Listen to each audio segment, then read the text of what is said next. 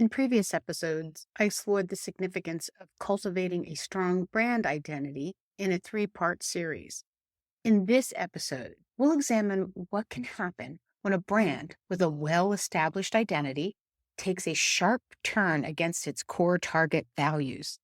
We'll delve into the recent Bud Light marketing misstep that led to a catastrophic backlash from their primary target audience, resulting in severe financial consequences for the company.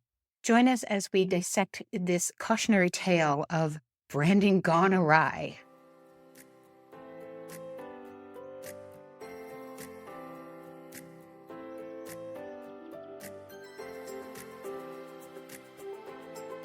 Incoma's Marketing Strategies is a podcast for small business owners hosted by Audrey Kirchner, co-founder and chief marketing strategist at Incoma, helping you navigate the world of marketing so that you can market your business in the right way, see growth, and thrive regardless of the industry you're in.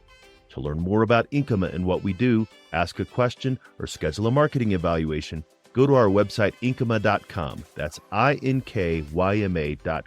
Listen to the show on your podcast player of choice, the Incoma website, or the Incoma YouTube channel. Just search for Incoma and Marketing Strategies, and you'll find what you need.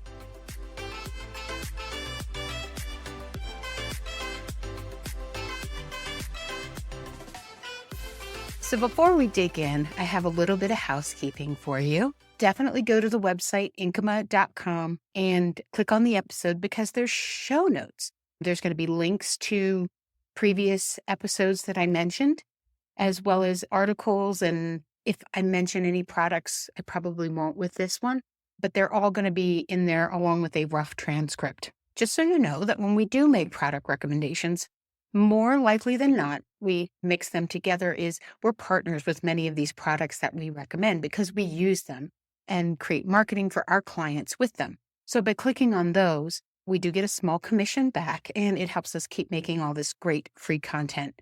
So we thank you so much if you decide to click on one of our links to buy something. Okay, so the reason I'm sticking to this one topic is I usually do a monthly marketing update in one of the spots, but I decided I wanted to focus on one that was really big news right now, and that is the new Bud Light campaign. So you may have heard that Bud Light is working with a new spokesperson who is a transgender social media influencer. So I'm going to stop right here and let you know this is not a political discussion, but it's really a marketing discussion. So I'm not going to address any type of political issues about who they're using, bases, all that other kind of stuff. I'm really looking at why this spokesperson was chosen for this brand from a branding perspective, and really why and how the type of change they made in their marketing strategy affected their brand. I think that is the interesting story here, and it's more on topic for our podcast. So with that, let's talk about Bud Light. They have been a brand that's been around for a very long time. And so I want to go back in history a little bit to set the stage for you. Their traditional target audience is pretty broad, pretty well defined. Men and women ages 21 to now I'd say about 55, right? You've got those multi-generations that have been drinking this beer for quite some time, probably when they were in their 20s and now they're still drinking. The brand had positioned themselves as a beer that brings people together.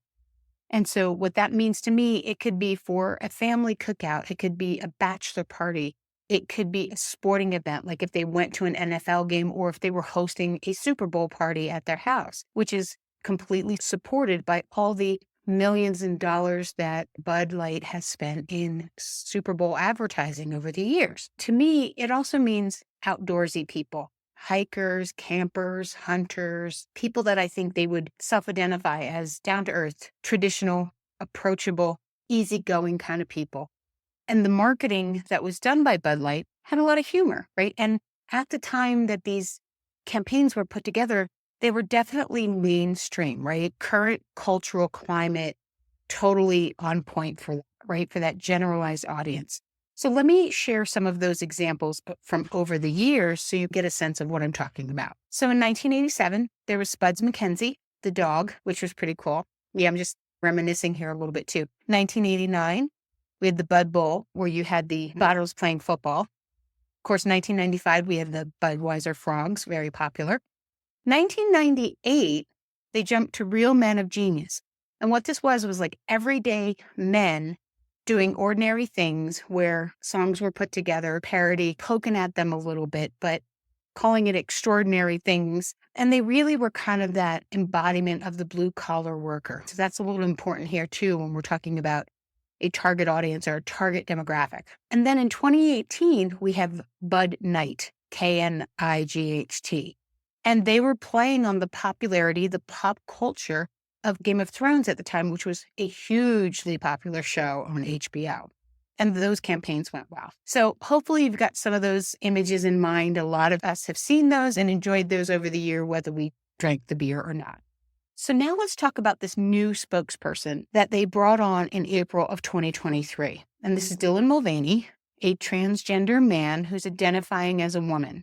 And part of that is also because they put it in their narrative that they put out there is they're celebrating Dylan in their 1 year of womanhood, right? So it's only been this transgender thing is for a year. And I put a link in the show notes to an article that gives you a lot of detail about all of that, but with a clip of the initial ad that Dylan made, dressed very similar in an Audrey Hepburn style, the black dress, the necklaces, the updo hair. If you've ever watched Breakfast at Tiffany's, that's the look he is going for.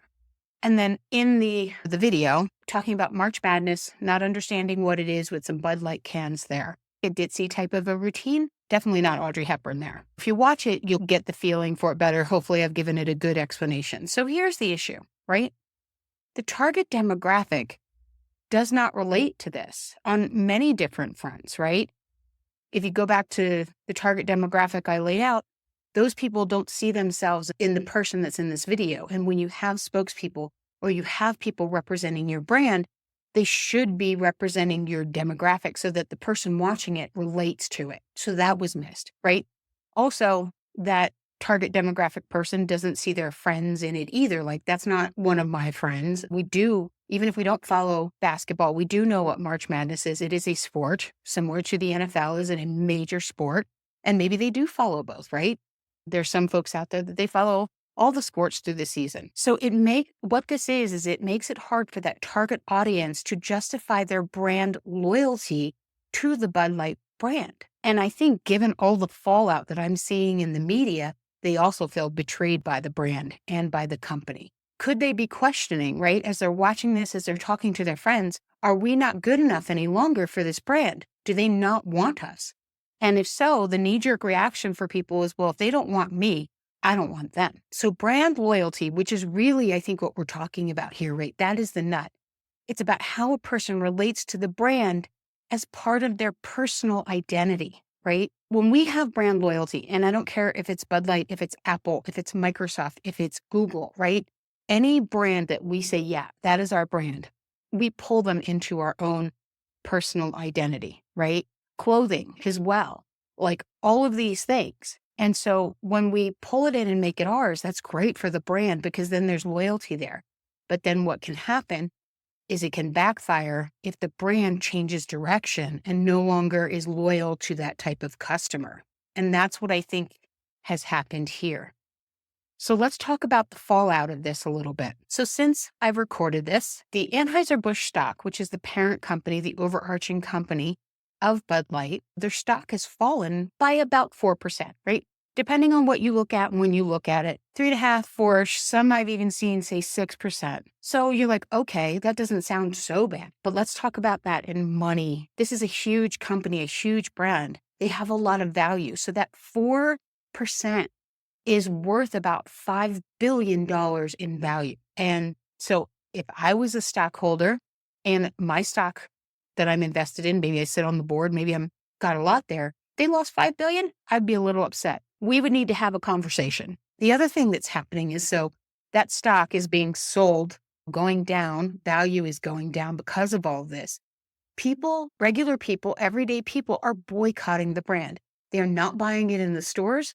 They're not buying it when they go to the bar. And and if they have it, they're doing other things with it and they're making videos about it. The most popular one or the most recognizable one that I saw was a celebrity, Kid Rock, posted a video of using full Bud Light cases of beer for target practice with his, I don't know what kind of gun it was. It was a gun. We'll leave it at that. The message is that he really wanted Bud Light to know what he thought about their new campaign. Because again, I bet he identified as a person that this is my brand. And now he's feeling a little betrayed, maybe more than a little. And then I've also seen reports and information where bars in certain parts of the country are turning away the Anheuser-Busch trucks with the Bud Light in it and canceling their standing order. Like the truck rolls up, he goes, no, we don't want it. And then the drivers are telling him, yeah, you're not the only one. So this is happening in multiple places. And from a bar owner's perspective, I can totally understand that. That bar has its own identity as well and its own clientele. And bars probably know that better than anybody else because they see them face to face. They have relationships, faces, names. And so the bar owner doesn't want to eat that inventory. He's certainly not going to push to sell it right now. And or he may also feel betrayed as well because that a brand that he brings into his establishment and represents has betrayed his clientele, right? So there's that trickle down effect. And this is all coming together here. So that bar knows who exactly their target audience is for sure. And they don't want to get looped in with Bud Light, getting alienated, getting boycotted scenario. So let's talk about how this happened. How could a multi-billion-dollar company like Anheuser-Busch allow something like this to happen? They've got huge marketing departments. They pay people a lot of money to get this right. So here's what I'm seeing, right? Bud Light's VP of marketing, and according to her profile, her name is Elisa Hirschenschneid. I'm pretty sure I butchered that. I apologize so much. It was not on purpose. I'm just really bad at pronouncing names. So in her online profile, she says that she's the first female VP of marketing for this particular brand and that she was brought in, that she wanted to take the brand and update it from fratty and out of touch humor for today. Okay, fine. She also went on to say that she was hired to take this declining brand. Anheuser-Busch is saying, we think Bud Light is declining, and try to bring it back to life. And so she was tasked to evolve and elevate the iconic brand. I'm doing air quotes here a lot, people. The way she interpreted that, according to a interview she gave, is that what she thought it needed was the brand needed to incorporate inclusivity and shift the tone. Again, nothing wrong with that. So here's where I think things went off the rail with what was approved and done and went out the door. In my opinion, this new campaign doesn't do either of those things. It doesn't incorporate inclusivity, and it certainly doesn't shift the tone. What it does is it takes the tone, smashes it, and completely reinvents it all at one time, at a moment in time. It's like a car crashing into a wall. And you really don't promote inclusivity by alienating your existing customers. And maybe she didn't think that's what was going to happen, right? Hindsight's always 2020.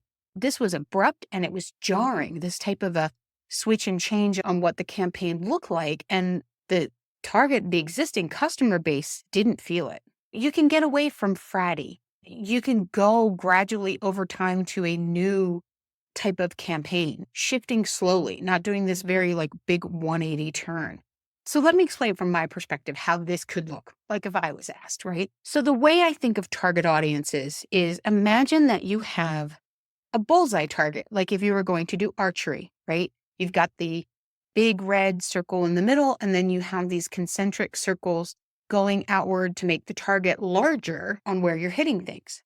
And so in this instance, the Bud Light brand's target audience is extremely well established. They're that big circle in the center, that bullseye, right? They've got that honed in, whether they like it or not. And so with a brand like this, you don't all of a sudden go and try to hit a demographic that is 4 or 5 or 6 concentric circles outside that target on day one.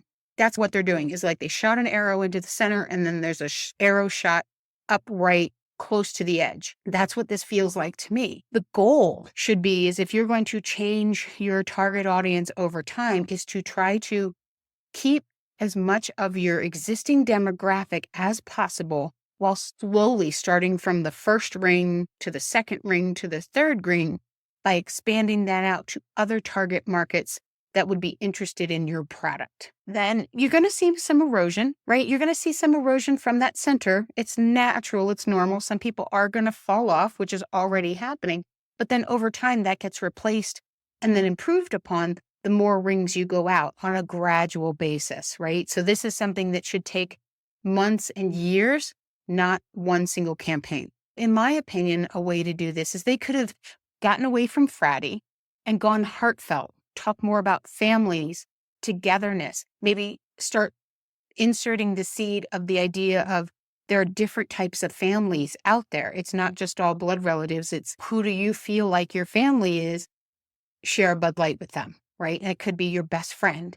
It could be one of your coworkers, someone that you've bonded with and you feel like they're family, and they could be totally different than you. One of the things that I thought would be really cool as I was putting this together is that on TikTok, there's a series of videos that were made by a bunch of different creators, and they all stitched them and pulled them together about a cookout. And this particular cookout was there are different age groups and races and nationalities, and they were all sending this message of, yeah, let's have a cookout together, and then everybody play on their strengths as their age and nationality, and that's what they're going to bring, which I thought was really cool. You'd have to go and find them. They're definitely there.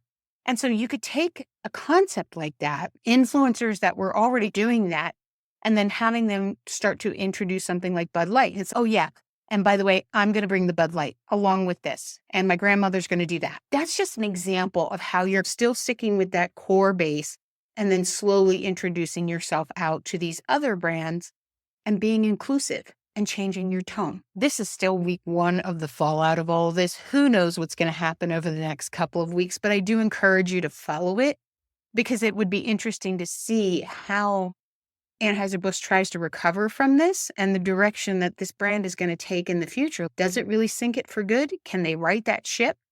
Who knows? So I always like to end the podcast with a take action. And so I do have one for you here, right? And it's really a question. Do you know your target audience? Are they loyal to your company or loyal to your brand? So first, if you said no, like I don't know who my target audience is, I would strongly recommend that you figure that out and do it as quickly as possible. Go listen to the 3-part episodes. I put the links in the show note for those about building a brand and what that means outside of just your logo, because that's really where the money is. When you build brand loyalty, those customers will refer you.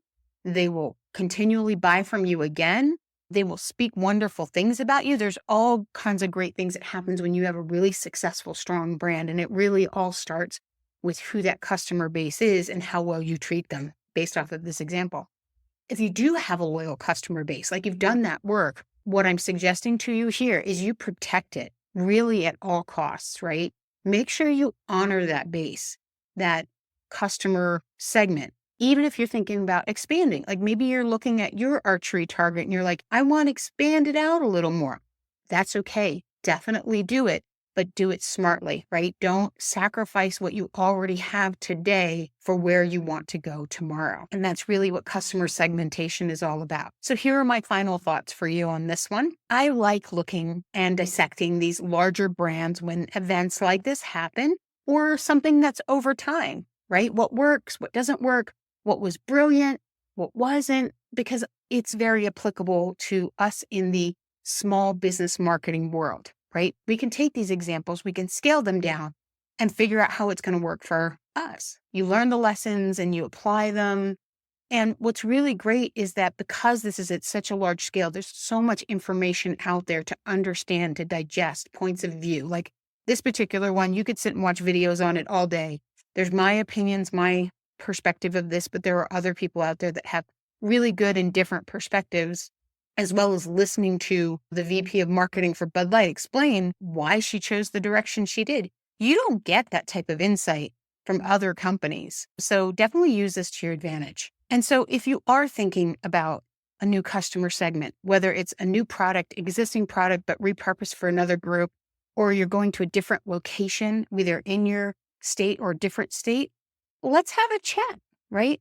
There's different ways that you approach that where you can secure your existing brand identity and then expand on it and then have a successful launch in these other categories without sacrificing what you've already built today. And I'd love to have a conversation with you about that. So here at Inkema, we love to give back to the business community. You can go to the website, inkema.com, INKYMA.com, and schedule a 45-minute marketing consultation. If you don't want to have a chat, maybe you just got a quick question, go to the contact form, fill that out. We answer all of those. We do have the Marketing Mastermind YouTube channel. That's where we help really small business owners, the side hustle folks, the work from home people, help them DIY their marketing. But there's something there for everybody to learn, like sharing tools, how the tools work, how we like to use the tools.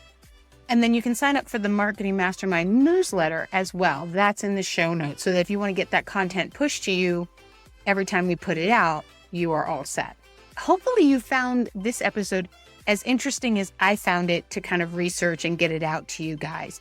If so, and if you've been having these discussions with other people in your business, share it. Share the podcast, right? Sharing knowledge is always a good thing. And if we're all sharing and supporting each other in this small business community, we're all going to grow and thrive. So thank you so much for listening, and I hope you have an amazing day.